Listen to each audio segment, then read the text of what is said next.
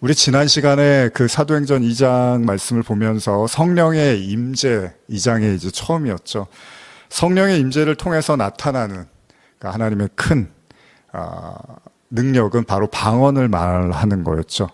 그리고 제자들의 이 방언하는 모습을 보면서 사람들이 굉장히 당황을 하기도 했죠. 그래서 유대인 디아스포라들이 그를 보면서 뭐라고 하죠? 술에 취했다고 막 이렇게 어떻게 보면 이제 조롱도 하고 오해도 하고 이런 모습들을 우리가 사도행전 2장을 통해서 보았습니다.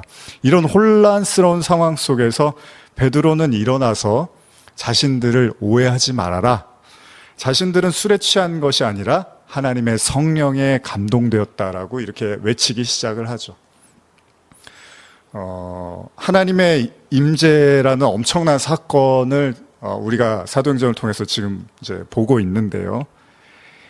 그리고 나서 베드로가 뭐라고 하냐면 성령이 임하면 나타나는 능력, 그것이 뭐냐? 곧 하나님의 말씀이 기억이 나고 깨달아짐을 통해서 이제 그 말씀을 선포하게 되는 거죠.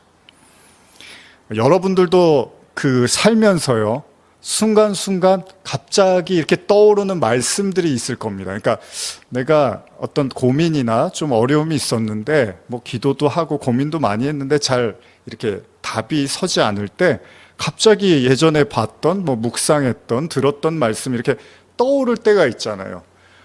그런 것들을 우리가 하나님의 도우심, 뭐 성령의 이끄심이라고도 생각을 하는데 사실 성령의 큰 능력 중에 하나, 성령의 큰 특징 중에 하나가 하나님의 말씀이 떠올라진다는 거예요.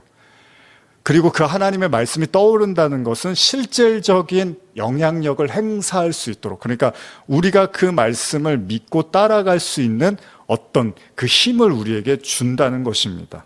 그래서 베드로도 하나님의 성령이 임하자 어떤 일이 일어나냐? 요엘서의 말씀을 떠올려요. 요엘서를 베드로가 막 묵상하고 있었던 게 아니었을 거 아니에요. 근데 하나님의 영이 임하니까 갑자기 요엘서의 말씀이 떠오르고 뭐죠? 말세 내가 내 영으로 모든 육체에게 부어주리니 하면서 시작하는 그 말씀들을 외치기 시작한단 말이죠. 성령의 임재와 아울러서 베드로는 요엘서의 말씀을 선포하게 되고 동시에 그 메시지가 뭐였냐? 하나님의 영이 임했다는 축복과 아울러서 그러나 말세, 하나님의 심판도 가까워 왔다라는 말씀을 동시에 베드로는 전하게 됩니다.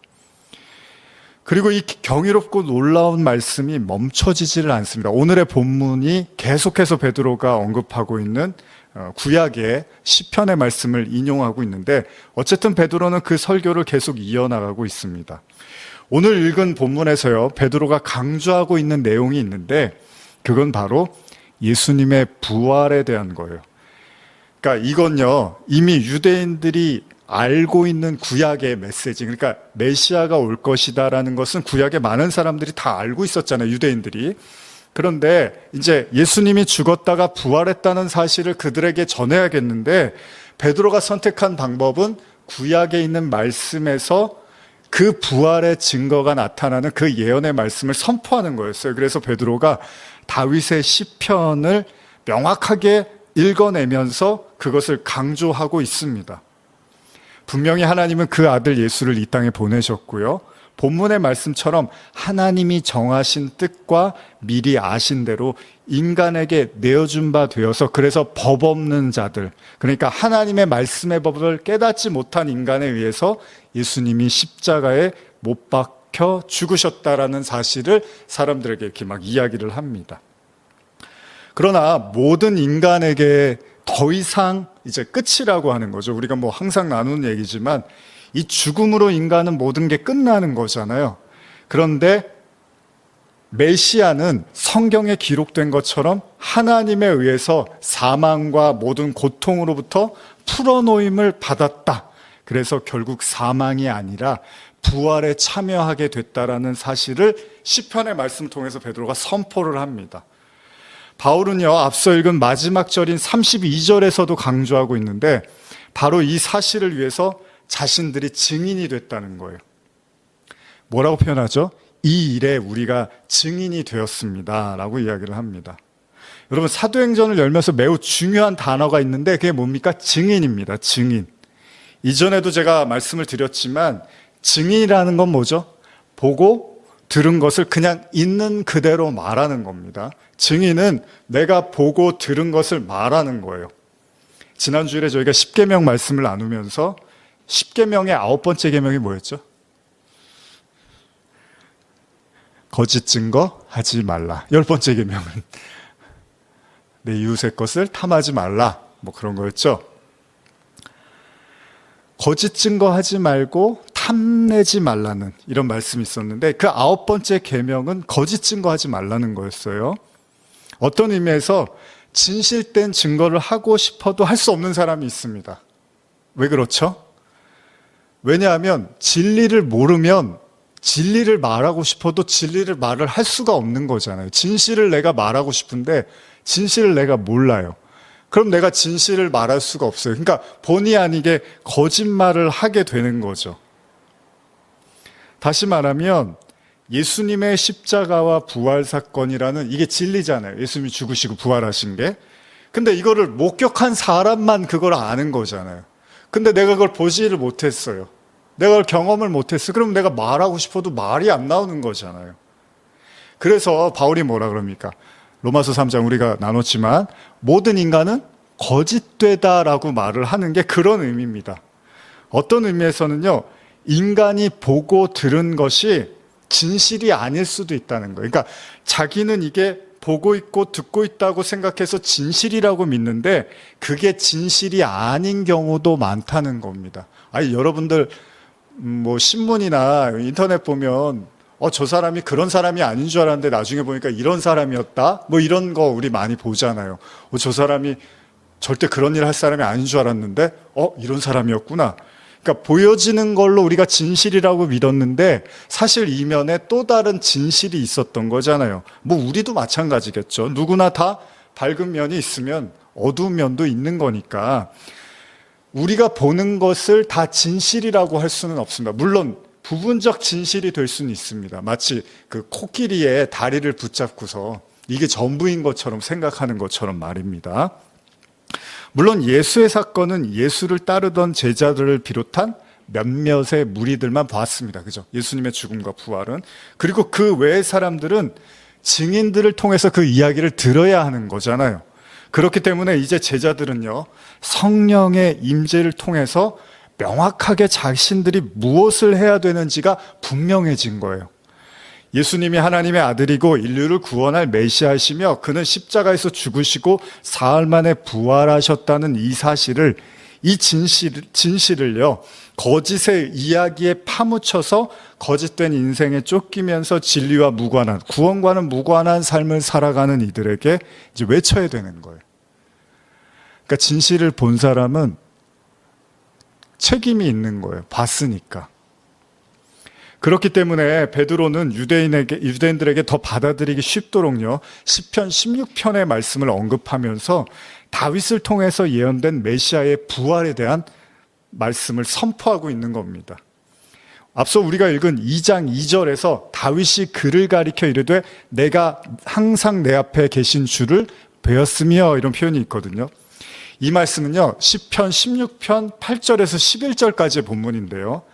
이 본문은 더 이상 성도는 사망으로 인해서 썩어질 육체로 모든 것을 마치는 것이 아니라 메시아로 말미암은 부활의 소망을 가질 수 있게 됨을 강조합니다. 그러니까 여러분들과 제가 예수가 죽고 부활했다는 사실을 믿고 경험하고 우리 것으로 받아들이면 여러분들이 이 땅을 살아나가는데 소망이 없을 수가 없다는 거예요.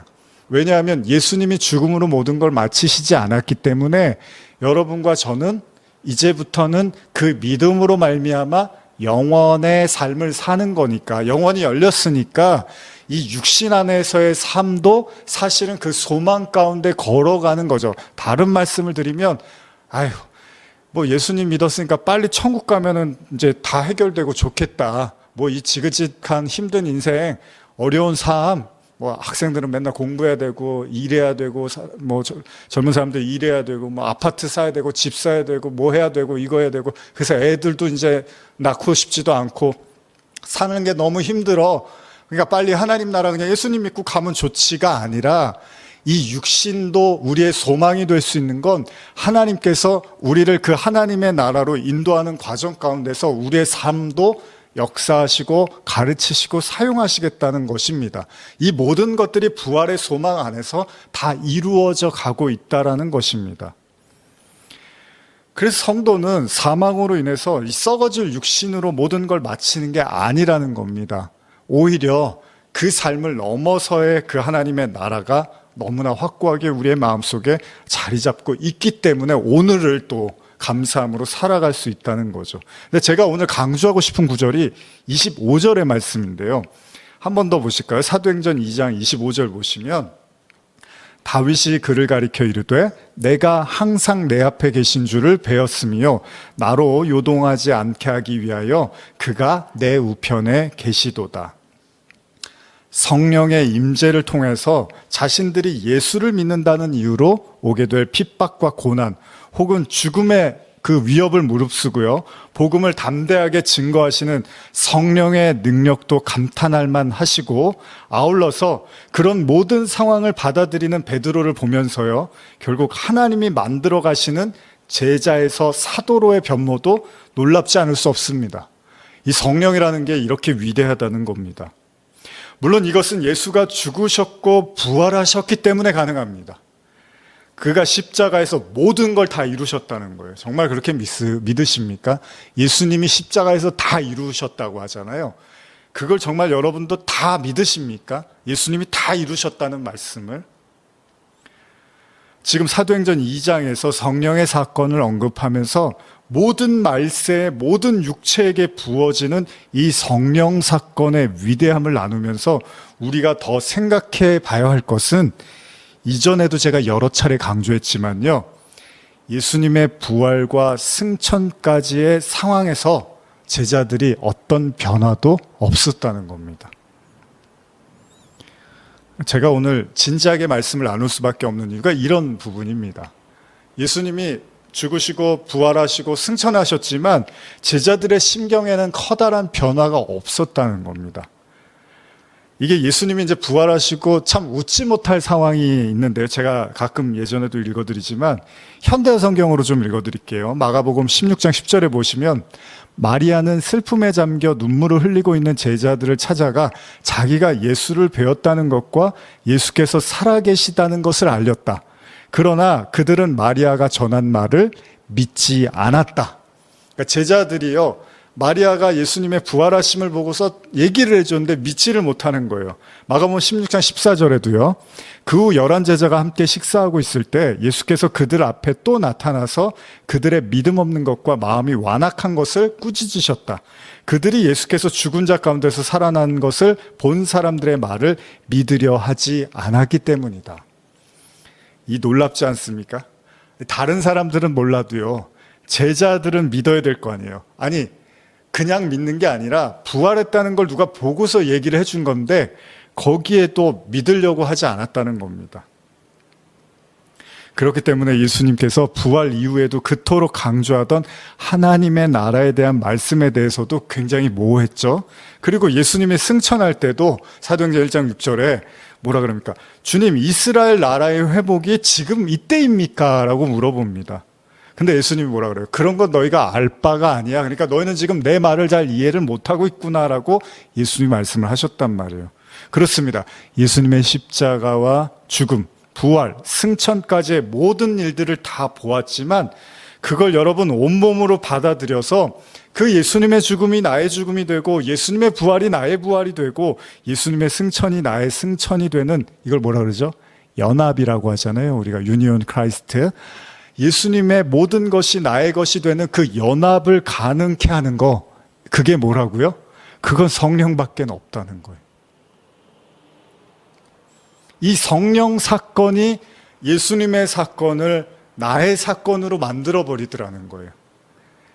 그렇기 때문에 우리는요, 사도행전 2장에서 나타난 성령 사건이 얼마나 위대한 사건인지를 다시금 여러분들이 생각해야 된다는 겁니다. 사실 이 성령이 오시지 않았으면 사도행전은 쓰여질 수가 없고 바울이 나올 수도 없는 거고 바울 서신도 쓰여질 수가 없는 거고 계시록도 쓰여질 수가 없었겠죠. 복음서에서 끝났겠죠. 예수님이 죽으시고 부활하시고 승천하셔서 끝. 그런데 성령이 오시고 마치 새로운 복음서와 같은 사도행전이 열리면서 우리에게 서신서들이 열리고 계시록까지 열리게 되는 은혜가 있었다는 거예요. 무슨 얘기입니까? 성령이 하시는 거라는 거죠. 하나님의 사역은 성령에 의해서만 가능하다는 거예요. 그런데 베드로는 그 성령 사건을 시편 16편의 말씀을 인용하면서 첫 구절로 뭐라고 하냐? 내가 내 앞에 계신 주를 배웠으며, 이런 표현을 써요. 나로 요동하지 않게 하기 위하여 내 우편에 계시도다. 자, 저는요 오늘 이것이 성령의 가장 위대한 능력이고 은혜라고 생각을 합니다. 왜 제자들은요 예수님과의 공생의 3년, 그러니까 아울러서 죽음과 부활, 그리고 심지어는 그를 배신한 것에 대한 회개도 했어요. 베드로를 비롯한 제자들이요 예수님을 배신했잖아요. 도망쳤잖아요. 그래서 간절히 회개했어요. 주님 용서해 주세요. 잘못했습니다. 베드로는 닭이 3번 울자 아주 엄청나게 통곡을 하면서 회개를 했단 말이에요. 근데 이상하게 이렇게 복음에는 인색하다는 거예요. 그 일을 다 해놓고도, 겪었는데도, 봤는데도 왜 이 엄청난 사건을 겪고, 심지어는요 베드로가 부활하신 주님을 만나면서 얼마나 행복했습니까? 그리고 승천을 목도했는데도 복음에 대해서는 주저하더라는 거예요. 이상하지 않습니까, 여러분? 사실 이게 되게 여러분들이 말씀에 관심이 있으면 이게 굉장히 이상해야 돼요. 어떻게 이 모든 걸 다 겪고도 복음에 대해서 굉장히 이렇게 주저할 수 있을까? 요즘 인터넷 들어가 보면요, 뭐 거짓 정보를 포함해서요, 거짓 정보도 엄청 많잖아요. 말도 안 되는 것 같은 이야기들도 많지만 그게 진실이고 진리인 것처럼 말하는 사람도 엄청 많습니다. 누가 봐도 저건 아닌 것 같고 저거는 좀 지나치다라고 느껴지는데도 그게 진실이고 진리라고 외치는 사람이 많습니다. 또 어떤 경우에는요 자신이 경험하고 알고 있는 어떤 이야기들을 알리기 위해서요 부단히 진심으로 애쓰는 사람들이 정말 많습니다. 근데 이상하게도 이 제자들에게 복음의 입을 열게 하는 게 그들 스스로의 의지로는 불가하더라는 거예요. 아니 그냥 우리가 인터넷 들어가도 막 이게 옳고 뭐 정치적이로나 뭐 사회적으로나 뭐 하여간 이게 옳다 저게 옳다 뭐 경제적으로나 막 외치는 사람들 많잖아요. 이게 진리다고, 뭐 학문적으로도 그렇고.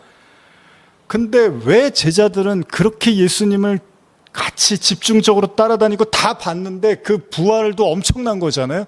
근데도 거기에 굉장히 인색하더라는 거예요. 여러분, 우리가 어떤 거에 대해서요 이런 표현을 쓰잖아요. 마음이 동했다, 움직여졌다라는 표현 있잖아요. 이게 영어로 혹시 뭔지 아십니까? 터치라 그러죠. 터치.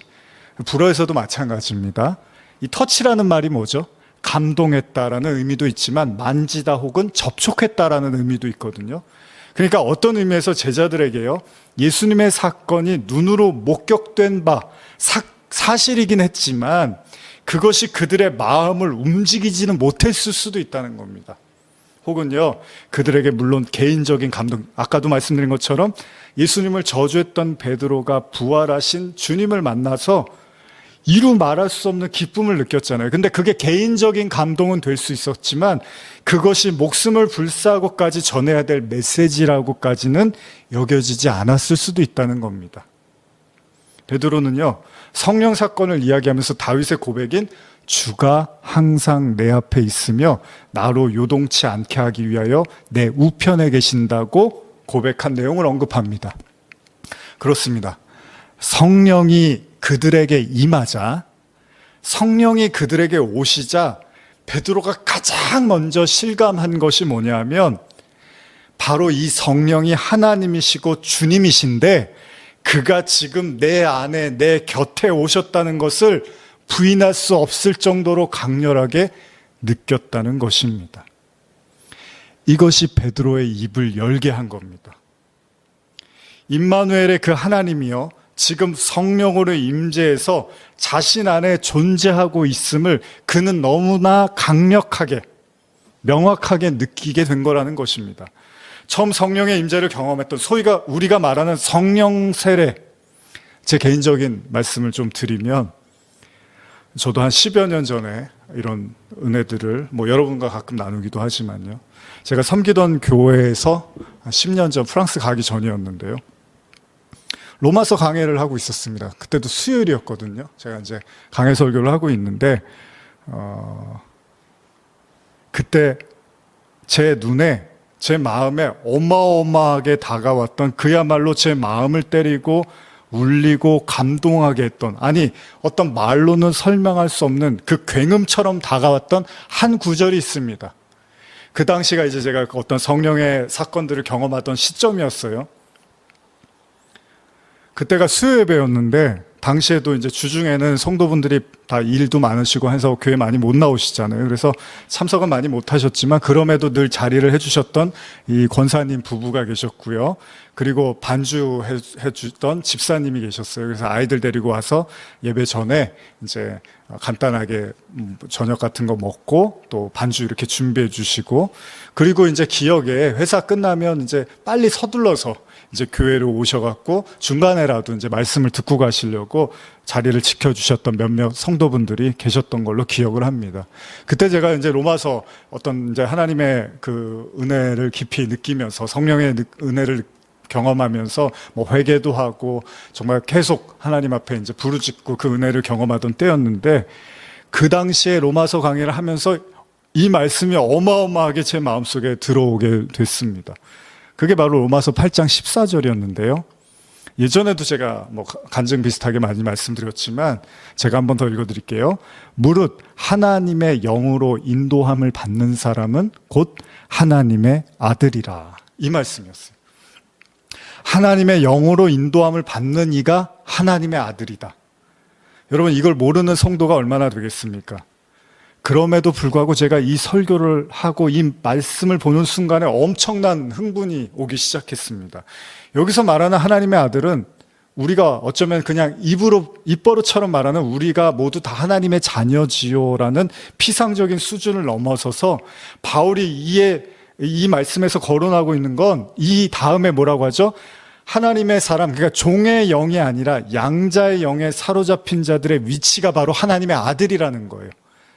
물론 이 역시도 하나님의 자녀가 맞습니다. 하나님의 아들이나 하나님의 딸이나 하나님의 자녀나 다 같은 이야기인데, 굳이 성경이 하나님의 아들들이라는 표현을 쓰면서 바로 하나님의 영으로 인도함 받으면 그들이 하나님의 아들이래요. 근데 그 어감은 뭐냐? 예수님이 아버지라고 부르는 것처럼 하나님의 영은요, 우리를 온전히 하나님의 아들, 즉 자녀로 만들어 주신다는 거예요.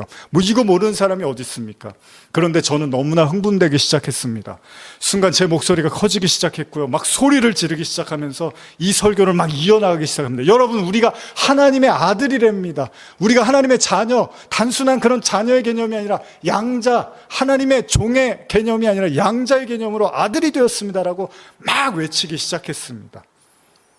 그렇습니다. 우리가 하나님의 성령을 경험할 때 바로 그 하나님의 영에 의해서 인도함을 받는 그때 우리를 하나님의 아들들, 하나님의 아들이라고 불러주신다는 겁니다.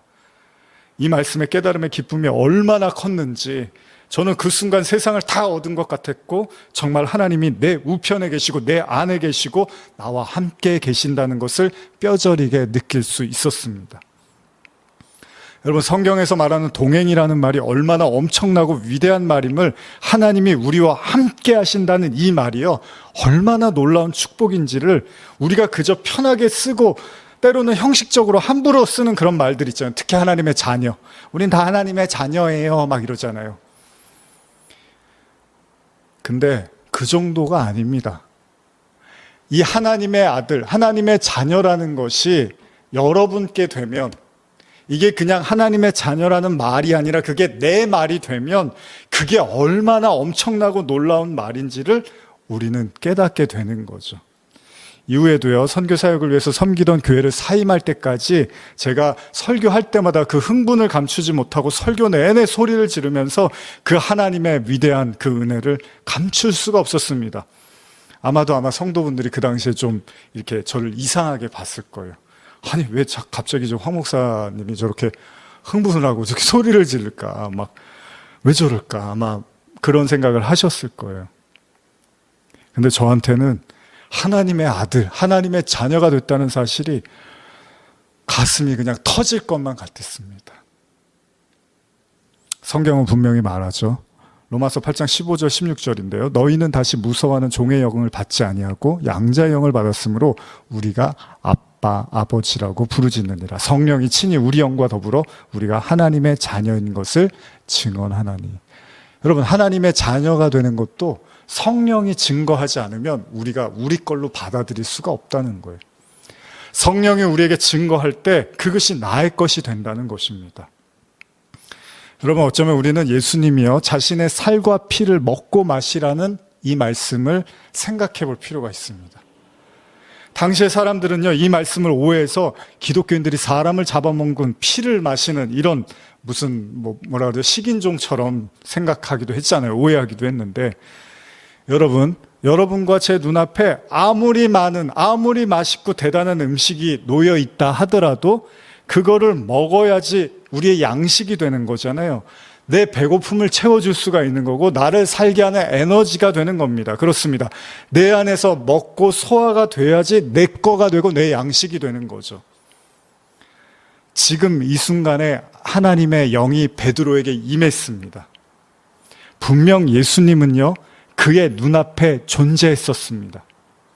그러나 베드로에게 예수님은 타인일 수밖에 없는 거예요. 넌 또 다른 나 이런 노래도 있는데, 어쨌든 인간은 나는 나고 너는 너인 거예요.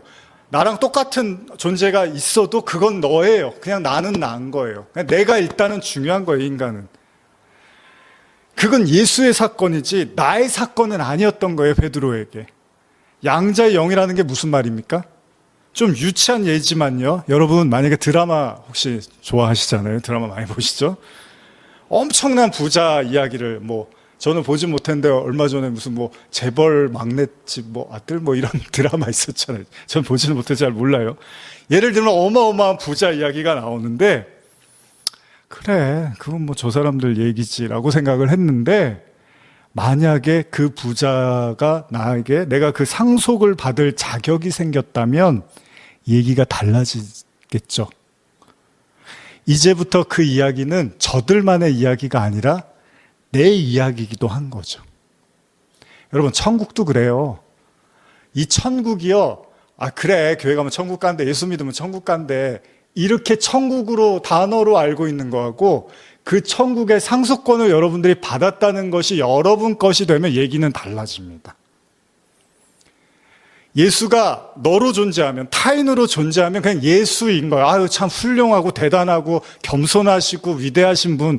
근데 그 예수가 내 안으로 들어오면 얘기가 달라지는 거예요. 왜? 그 예수 때문에 내가 예수와 같은 아들이 됐으니까. 나도 양자를 삼아주셨으니까, 예수로 말미암아. 나도 상속자가 됐단 말이죠. 어쩌면 신앙생활을 아무리 오래 해도요, 예수의 이야기가 여전히 예수의 이야기로 남아있는 사람들이 많이 있습니다. 그들은 예수의 십자가와 부활의 이야기를 합니다. 예수님 정말 아프셨어요. 우리를 위해서 돌아가셨어요. 위대하세요. 사랑이 많으세요. 그 이야기를 동경하고 사모하고 부활의 위대함을 찬송하지만 아직 그게 나의 이야기가 되지 못한 수많은 신자들이 있을 수 있다는 겁니다. 무슨 이야기입니까? 그건 위대한 예수의 이야기지 나에게는 일어날 수 없는 동화와 같은 이야기인 거죠. 제자들이요, 여러분 어떻게 두려움과 공포를 떨쳐내고 복음을 말할 수 있었는지 아십니까? 그들이 성령을 받자 그 내면의 근간을 덮고 있었던 죽음의, 인간은 근원적 공포가 죽음이거든요. 그 죽음에 대한 공포와 두려움이 부활하신 예수님으로 말미암아 박살이 나기 시작한 겁니다. 부활하신 예수의 영이 내 안에 들어오니까 죽음의 영이 박살이 나고 무너지기 시작하니까 그 진리를 내 입으로 말하기 시작하더라는 거예요. 예수도 죽으셨지만 하나님이 그를 살리셨던 것처럼 성령께서 내주하시자 자신들을 살리실 것에 대한 확신이 자리 잡기 시작하고요.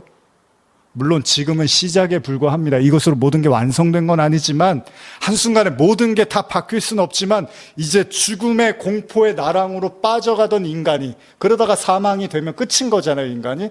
그런데 이 예수의 부활의 영이, 그리스도의 영이 그들을 사로잡자 이제 이 죽음의 공포의 사망의 마지막으로 끝나는 것이 아니라 영생과 환희의 생명의 영으로 그들의 삶이 완전히 전환점을 맞이하게 되더라는 겁니다.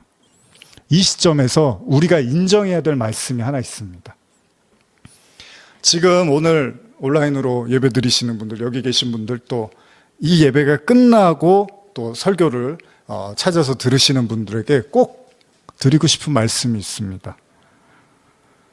우리가 정말 인정해야 될 말씀이 있습니다. 이 사도행전 2장을 보면서 우리가 꼭 알아야 될, 그것이 초신자이든 뭐 학생이든 청년이든 노년이든 누구든 꼭 우리가 알아야 될 말씀이 있습니다. 성령입니다. 성령에 대한 가르침. 사실 제 지난 10년의 설교는 다 그거였습니다. 예수님, 세례 요한이 뭘 전하죠? 메시아의 도래를 전하잖아요. 예수님은 내가 죽으면 이제 성령이 올 거야. 제자들은 그 성령을 받고 또 하나님의 영으로 선포하고 복음을 전하면 또 그들이 성령이 임하는 거잖아요.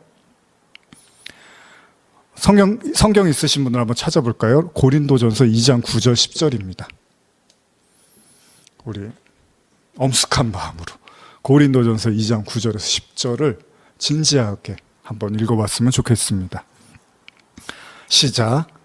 기록된 바 하나님이 자기를 사랑하는 자들을 위하여 예비하신 모든 것은 눈으로 보지 못하고 귀로 듣지 못하고 사람의 마음으로 생각하지도 못하였다 함과 같으니라. 자, 여기서 스톱.